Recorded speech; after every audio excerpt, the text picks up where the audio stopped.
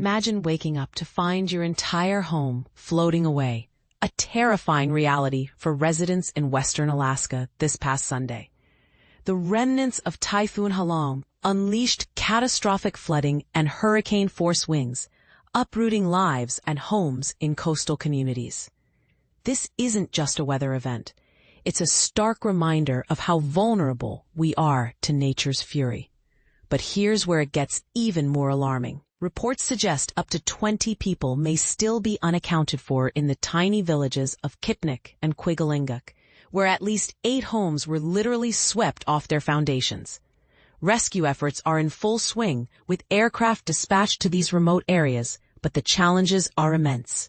Jeremy Zidek, spokesperson for Alaska's Division of Homeland Security and Emergency Management, described the scene. "We've received reports of homes floating away, with people potentially inside." The Alaska State Troopers confirmed that both villages were battered by strong winds and heavy flooding overnight, causing widespread destruction. And this is the part most people miss. These communities are among the most isolated in the U.S., with limited roads and residents relying on boardwalks, boats, and snowmobiles for transportation.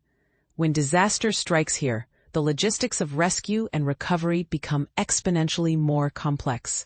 More than a dozen agencies, including the Alaska National Guard, have mobilized to respond to the crisis. The Alaska Organized Militia, comprising the National Guard, State Defense Force, and Naval Militia, has activated up to 60 members to assist in storm response operations. Governor Mike Dunleavy assured residents help is on the way, and expanded the state's disaster declaration to include all affected areas. This follows another powerful storm that hit western Alaska just days earlier, compounding the region's struggles.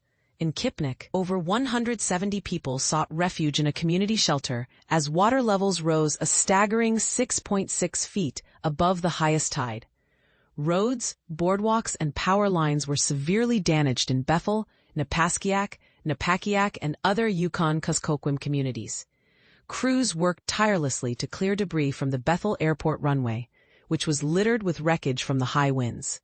But here's the controversial question. Are we doing enough to prepare for and mitigate the impacts of extreme weather events like this, especially in such vulnerable, isolated regions?